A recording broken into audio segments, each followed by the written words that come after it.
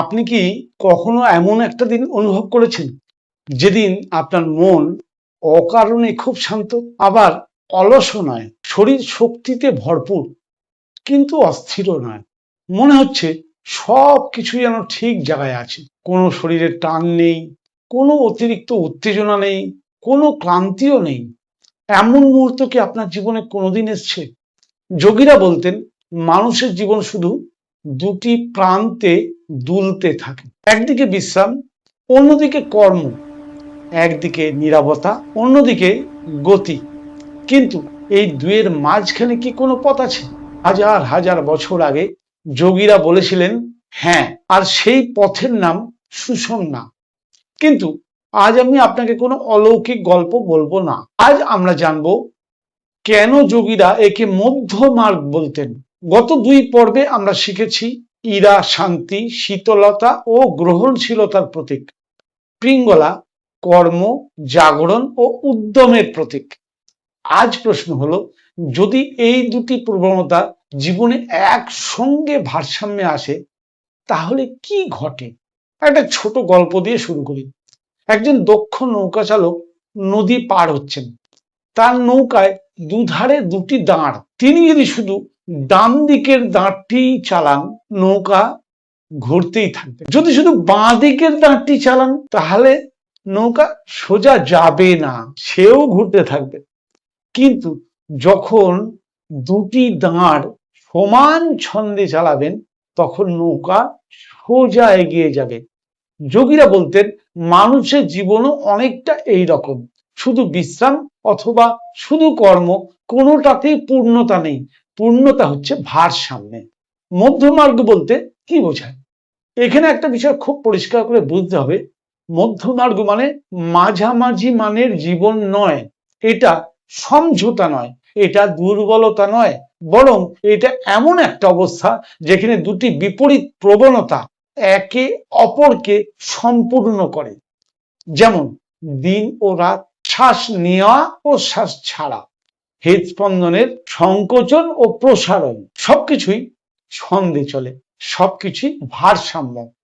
প্রাচীন যোগ গ্রন্থে সুষুম্নাকে অত্যন্ত গুরুত্বপূর্ণ বলে বর্ণনা করা হয়েছে। কিন্তু আজ আমরা একটা বিষয় মনে রাখবো, এটি একটি শাস্ত্রীয় ধারণা। এর ব্যাখ্যা বিভিন্ন গ্রন্থে বিভিন্নভাবে এসেছে। আমরা কোনো একটা ব্যাখ্যাকে একমাত্র সত্য বলে ধরে নেব না। আমাদের উদ্দেশ্য বোঝা, অন্ধভাবে বিশ্বাস করা নয়। আজকাল সামাজিক মাধ্যমে আমরা দেখি আজই সুষুম্না খুলে ফেলুন, 5 মিনিটে কুণ্ডলিনী জাগিয়ে নিন, একদিনেই তৃতীয় নয়ন খুলে যাবে। একটু ভাবুন তো, এত যদি সহজ হতো তাহলে শতাব্দীর পর শতাব্দী ধরে ঋষিরা এত দীর্ঘ সাধনার কথা কেন বলেছেন? প্রকৃত যোগ আসলে অভিজ্ঞতার পথ, শর্টকাটের নয়। আজ কোনো নতুন প্রাণায়াম আপনাদের আমি শেখাবো না, আজ একটি ছোট্ট অনুশীলন শেখাবো। 5 মিনিট মেরুদণ্ড সোজা করে চোখ বন্ধ করে বসুন। নিজেকে জিজ্ঞাসা করুন, আজ কি আমি খুব অলস, নাকি খুব অস্থির, নাকি আমি শান্ত ও সচেতন? নিজেকে বিচার করবেন না, শুধু পর্যবেক্ষণ করুন, কারণ পর্যবেক্ষণই যোগের প্রথম ধাপ। সুষুম্না হয়তো কোনো অলৌকিক আলো নয়, হয়তো এটি আমাদের মনে করিয়ে দেয় জীবনের প্রতিটা ক্ষেত্রে চরম নয়, ভারসাম্যই আসল শক্তি।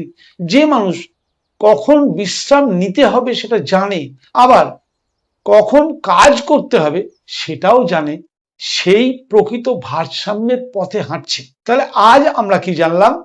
কেন সুষুম্নাকে মধ্য মার্গের প্রতীক বলা হয়, কেন ইরা ও পিঙ্গলা পরস্পরের শত্রু নয়, কেন ভারসাম্যই যোগের প্রাণ। কিন্তু এখন একটা প্রশ্ন রয়েই গেল, আমরা এতক্ষণ ধরে 3টে নারীর কথা বলছি, কিন্তু আমাদের শ্বাসের সঙ্গে এর সম্পর্ক কোথায়? কেন কখনো বাম নাসিকা সক্রিয় লাগে বা কখনো ডান নাসিকা সক্রিয় লাগে? এটা কি স্বাভাবিক, নাকি এরও একটা প্রাকৃতিক ছন্দ আছে? আগামী পর্বে আমরা শুরু করব শ্বাসের রহস্য, কেন কখনো বাম কখনো ডান নাসিকা বেশি সক্রিয় থাকে। বিশ্বাস করুন, এই পর্বের পর আপনি নিজের শ্বাসকে একেবারে নতুন চোখে দেখতে শুরু করবেন। ততক্ষণ পর্যন্ত মনে রাখবেন, যোগ মানে একদিকে চলে যাওয়া নয়, যোগ মানে দুই প্রান্তের মধ্যে এমন একটা সেতু খুঁজে পাওয়া যেখানে মন স্থির হয়, শ্বাস স্বাভাবিক হয় আর জীবনের ছন্দ খুঁজে পাওয়া যায়। শ্বাস থেকে চেতনার যাত্রার আজকে 21তম পর্ব আমরা দেখলাম। আমরা এখনো প্রাণায়াম শিক্ষা শুরুই করিনি।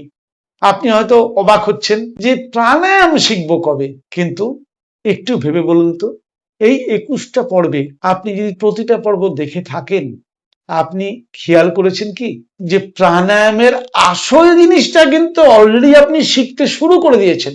এবার তো শুধু একটা ছোট কাজ বাকি, সেটা হচ্ছে শ্বাস নিয়ে আর শ্বাস ছাড়া, যেটা আপনি রোজ করেন, ওটা আপনার অভ্যাস আছে। কিন্তু প্রাণায়ামের যে সূক্ষ্ম ব্যাপারগুলো, দয়া করে অধৈর্য হবেন না। 90 সপ্তাহ ধরে এই শ্বাস থেকে চেতনার যাত্রা চলার কথা, সবে তো 21তম পর্ব হয়েছে, তাহলে শিখবেন। ধৈর্য ধরে প্রাণায়ামের ভেতরে সূক্ষ্ম ব্যাপারগুলো একটু বুঝে নিন। কার কেমন লাগছে কমেন্টে লিখে জানান। নতুন কিছু শিখছেন কিনা, আমি কিছু ভুল বলছি কিনা, আপনার বুঝতে কোথাও অসুবিধা হচ্ছে কিনা কমেন্টে লিখুন। যদি আপনার কোনো জায়গায় বুঝতে অসুবিধা হয় বলবেন, আমি নিজেকে সংশোধন করব। আর যদি ভালো লেগে থাকে, যারা নতুন আসলেন আমার চ্যানেলে, তারা অবশ্যই স্বাস্থ্য সমৃদ্ধি চ্যানেলটি সাবস্ক্রাইব করে নিন।